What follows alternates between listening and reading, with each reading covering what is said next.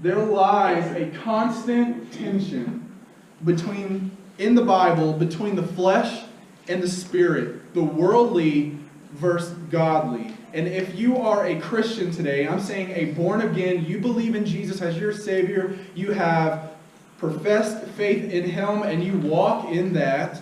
If you are a true believing Christian this morning, you live in this tension every moment of every day.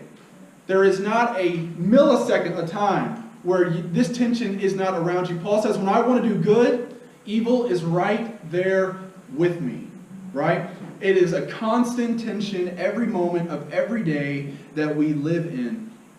Our text is Romans 12:2, and we're going to look closely at this tension and see the clear command, the axiomatic statement from the Scripture, the command, do not conform to the world. It is an imperative command. He commands you, believer, to not conform to the world. So we're going to look at that, but be transformed into the likeness of Christ by the renewal of your mind. So we're going to spend a chunk of time this morning looking at what it means to renew your mind, right? Some of your minds out there need to be renewed, right? You know this, okay? Humans get stuck. We're creatures of habit, aren't we? And our minds kind of get stuck.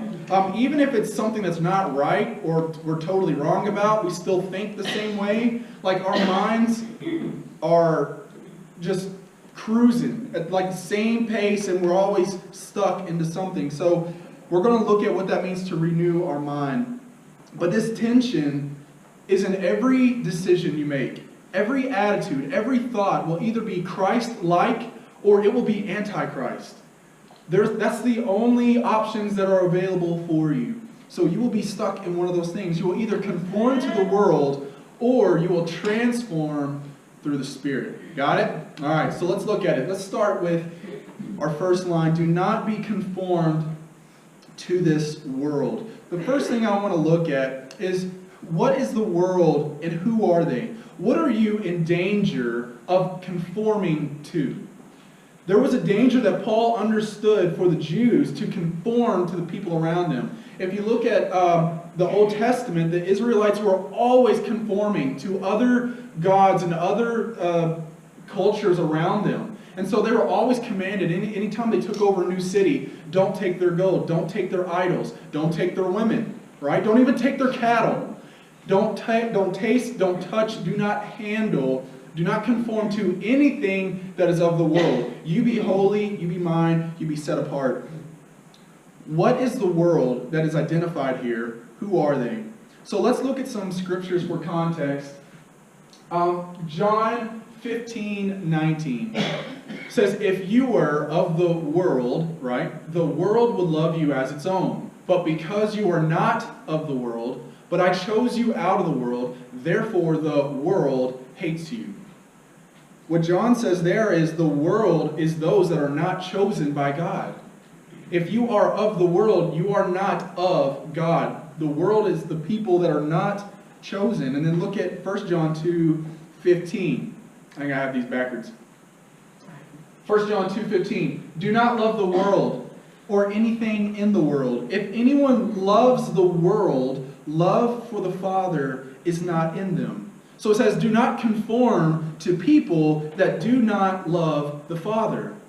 They don't love the Father, don't be like them. They are not chosen by God, don't be like them. 1 John 2:17, the world and its desires pass away, but whoever does the will of God lives forever. The world is passing away, it's dying. But those who do the will of God live forever. Then look at Mark 8:36. What good is it for someone to gain the whole world, yet forfeit their soul? You adulterous people, James 4:4, you should remember this one. Don't you know that friendship with the world means enmity against God? Therefore, anyone who chooses to be a friend of the world becomes an enemy of God. So when we look at the New Testament, we get some context of what the world actually means. It's those who do not love the Father, those who are not chosen of the Father, those who stand in contrast to His laws, commands, deeds. They stand opposed to Him. So it's saying, do not conform to the enemy, right? If you are a die-hard Kentucky fan, if you get front row seats, okay, here's what die-hard Kentucky fans do. If they get front row seats to a Louisville game, right, if all their family's going and they're forced to go, they're not going to wear a U of L shirt. They'll wear a neutral shirt, right? Yeah, some of you, would probably wear a Kentucky shirt. I'm here, baby. I got your seats, right? So you would not conform to the culture. I remember I went to a Louisville game with Brittany once when they were playing UConn, who actually later that year beat us in the championship game. I'm still salty. But we were there, and Louisville made a three, and every time they'd score, and everybody's cheering, I'm like, I just don't care. I'm not conforming to your U of L culture, okay? I'm not doing it. I'm not conforming. I'm not stepping in. What? I get an amen? Jerry, I literally have not had an amen in like a year, so if it takes basketball, man, I'll do whatever I gotta do. Just joking.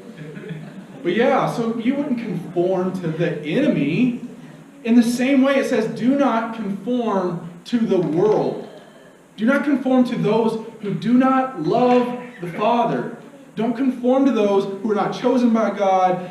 The cosmos is the Greek word every time you see that, and it connotes themes of evil, depravity, suffering, ungodliness.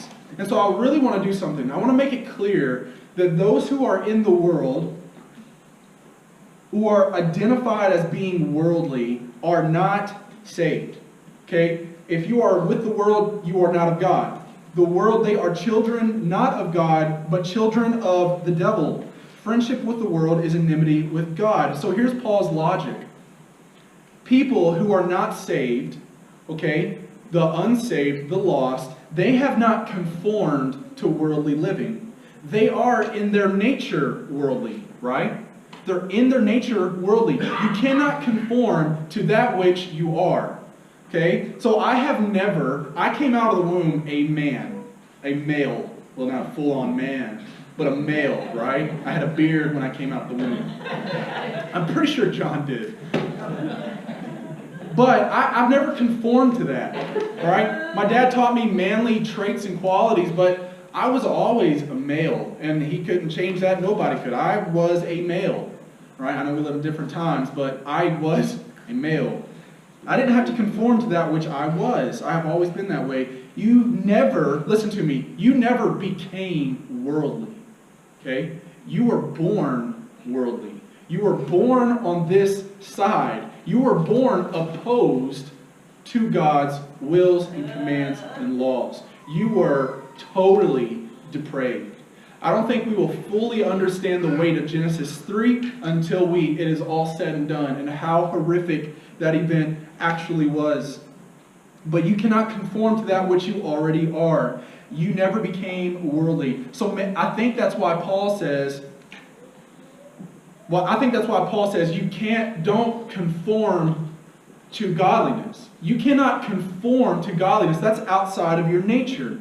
That's like saying a fish can conform to the likeness and qualities of a bird.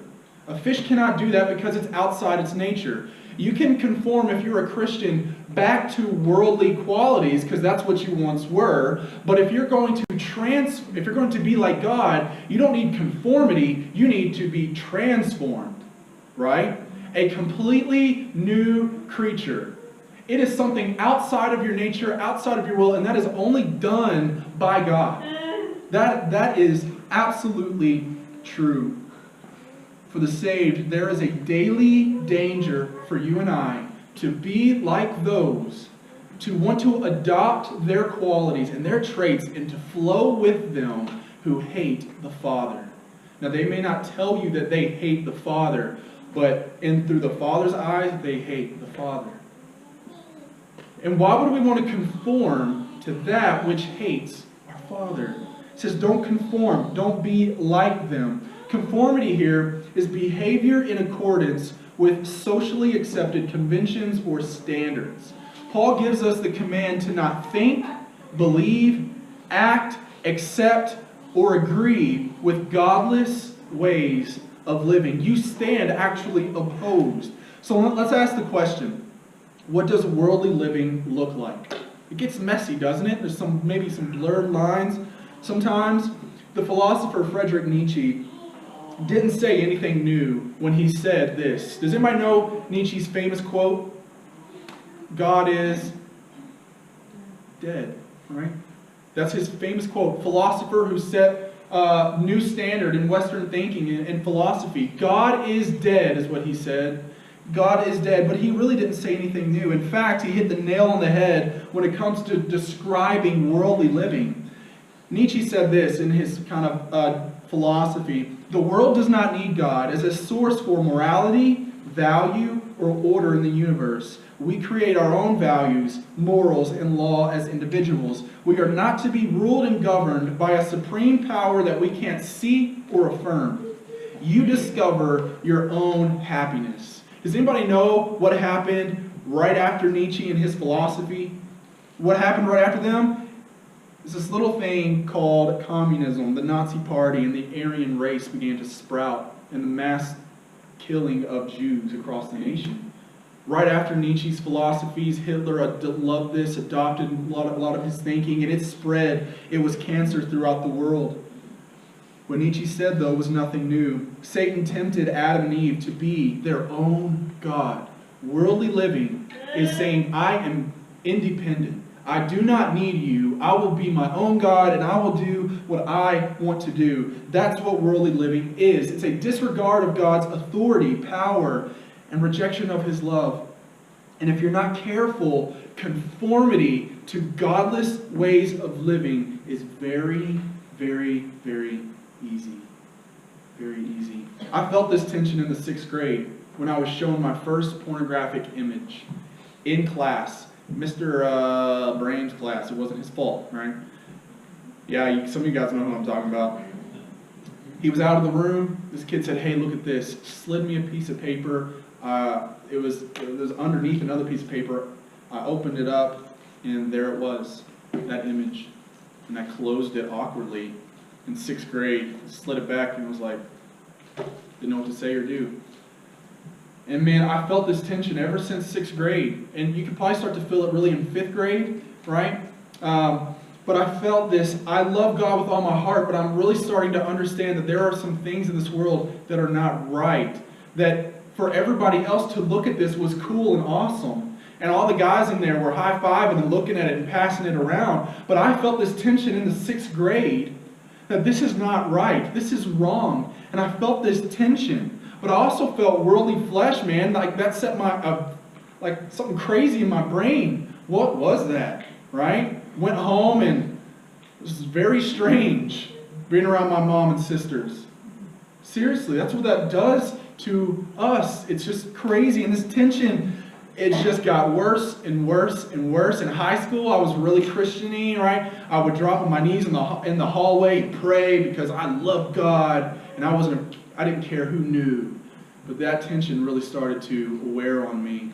High school, college, and my lines that I set, the standards that I try to live biblically by, started to fade and mix, and the lines got blurry. This tension is hard. Do not conform to this world. There's two kinds of conformity that really can set us apart. One is external conformity. If you feel a strong desire to keep up appearances or to look like the Joneses next door, you may be conforming, right? God says foxes have holes, birds have nests, but the Son of Man has nowhere to lay his head. But we spend all kinds of time and money making our earthly mansions as beautiful and bright as could be. I told somebody I was thinking about downsizing with my 3rd kid on the way, and they laughed at me. As if I need more space and more things and more toys. The kids in the tub yesterday were fighting over a teapot.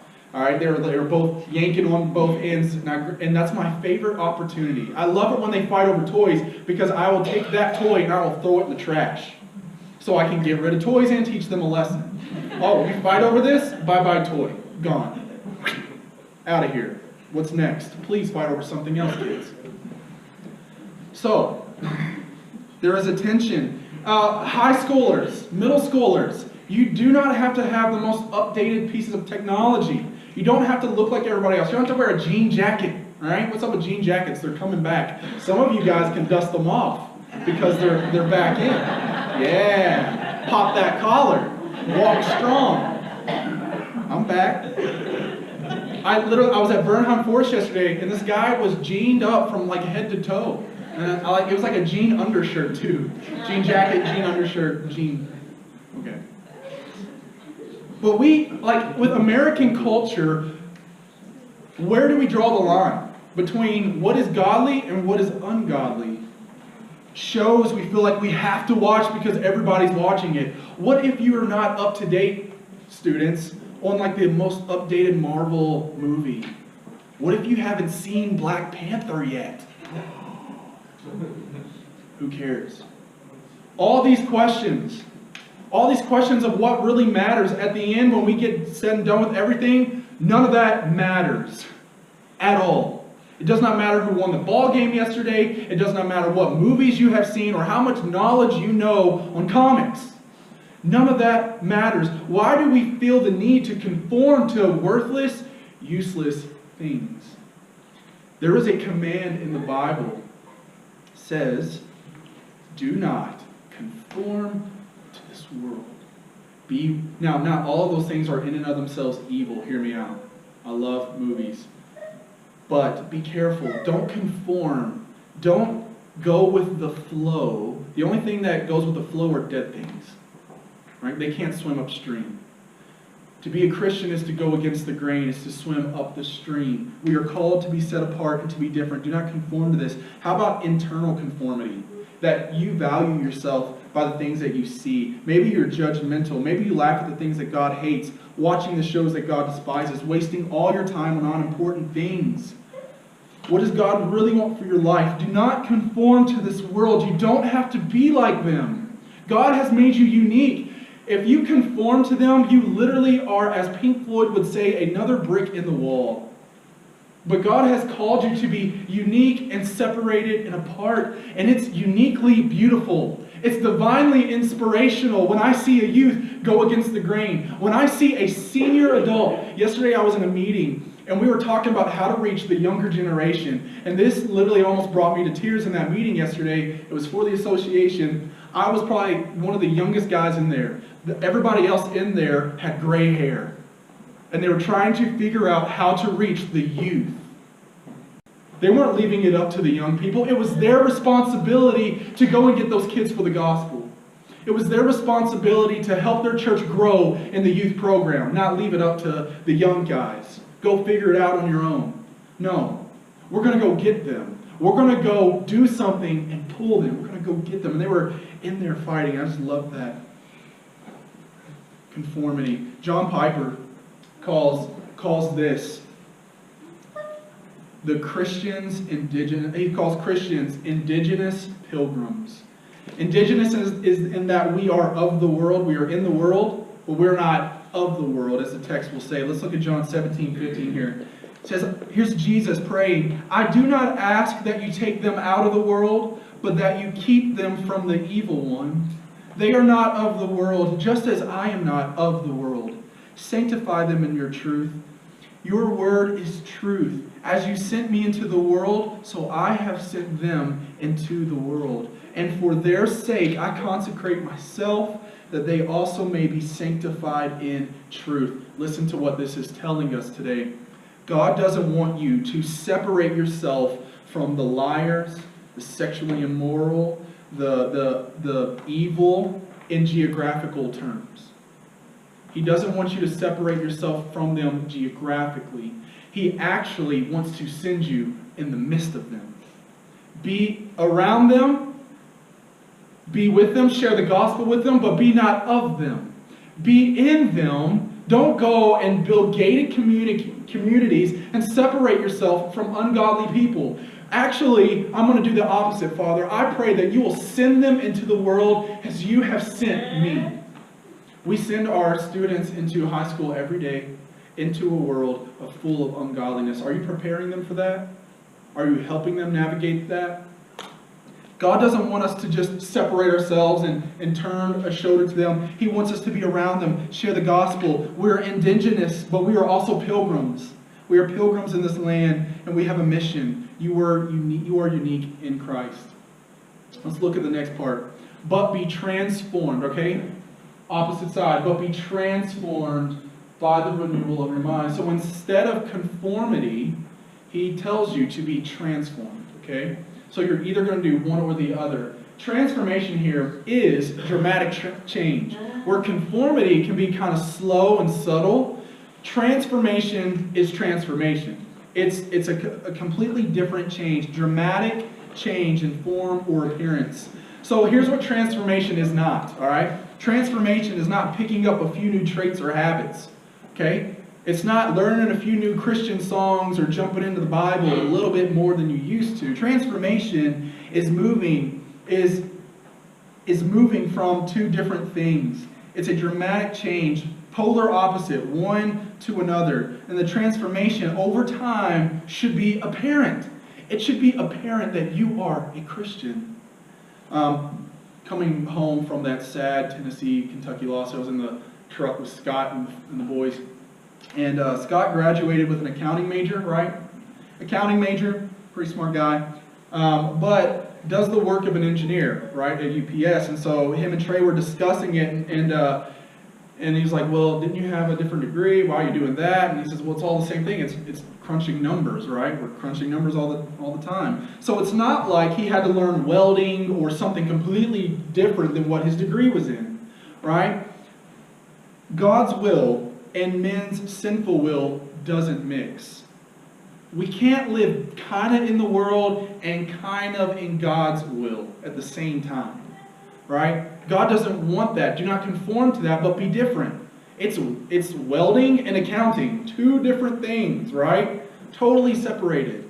And that's what he's called us to do. I think Paul figures this out in Romans 6. He calls it progressive sanctification. He says, let not sin, therefore, reign in your mortal body. That sounds like that's your responsibility, doesn't it? Like, it is our responsibility through the Spirit, but sometimes we just like, okay, God, take this later, or maybe something will happen and I'll stop doing this. But let not sin, therefore, reign in your mortal body to make you obey its passions. Do not present your members to sin as instruments for unrighteousness, but present yourself to God as those who have been brought from death to life. Amen. You see that change from death to life? And your members to God as instruments for righteousness.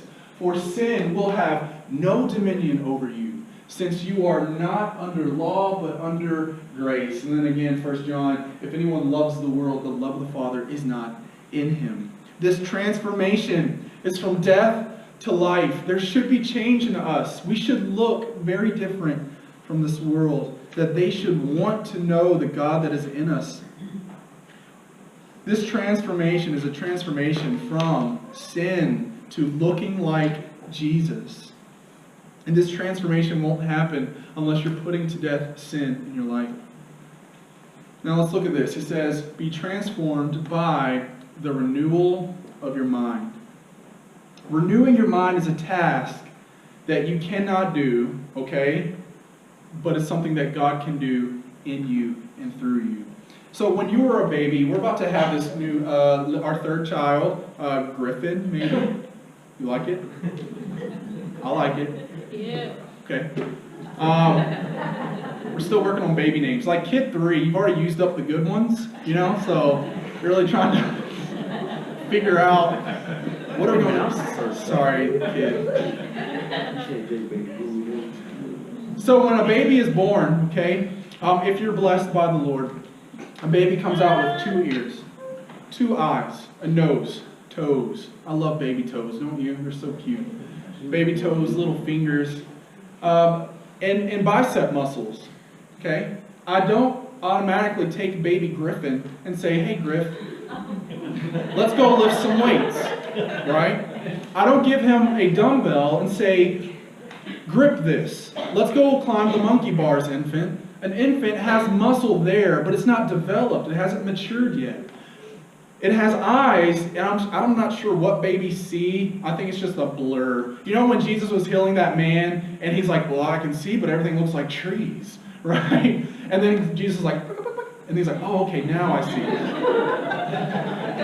There's a meaning to that. But I think what babies can't really pick out pictures and see things. So it's just a blur and sound is just muffled. Here's the point, okay? Here's the point.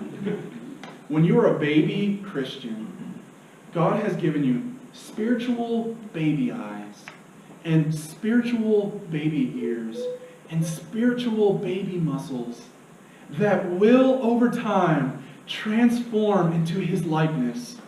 If you are struggling reading your Bible and you're struggling just even to have an affection for God, don't throw in the towel and don't quit. God will equip you over time as He walks with you and develops you. All the faculties for you to understand and know God on a high level are there. They're all there. They're all available. But God is going to build them over time and help you and establish you. Be transformed by the renewal of your mind. I got an email from a brother of mine just really trying to figure out God. And here's what he said. I will admit, I have trouble reading the Bible consistently. Anybody there? I set out to read the whole thing last year and didn't make it very far because the Old Testament just was not what I needed to be hearing. What is a good place to start? The New Testament? I have tried going and randomly reading, hoping to find what I'm looking for, but that just ends up being as random as the idea I originally had. Just feel so confused. Where do I go? Where do I start?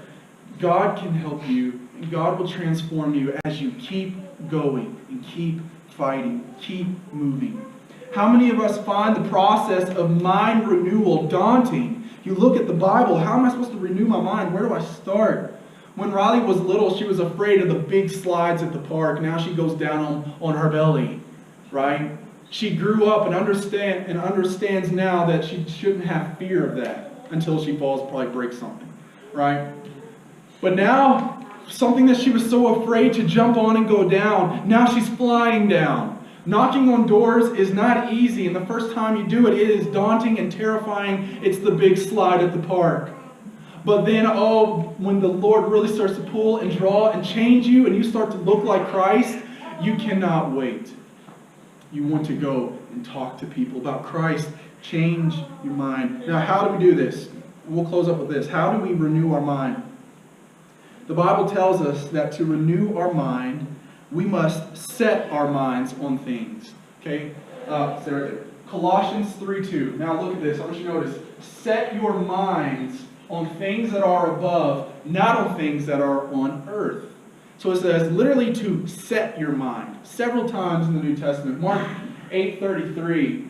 Jesus told the disciples, I'm going to be killed and I'm going to rise again. And Peter logically says, God, that is not going to happen. No one's laying a finger on you, right? We're talking about the dude that pulled out a little letter opener against Roman soldiers in the Garden of Gethsemane, right? I mean, just I will fight for you, Lord. He says, I won't let that happen. And Jesus lovingly rebukes him by calling him Satan. Jesus says this in Mark 8:33, but turning and seeing his disciples, he rebuked Peter publicly and said, get behind me, Satan. For you are not setting your mind on the things of God, but on the things of man. Peter had tunnel vision. When we set our minds on what's possible or what's earthly or what's merely logical, we miss it.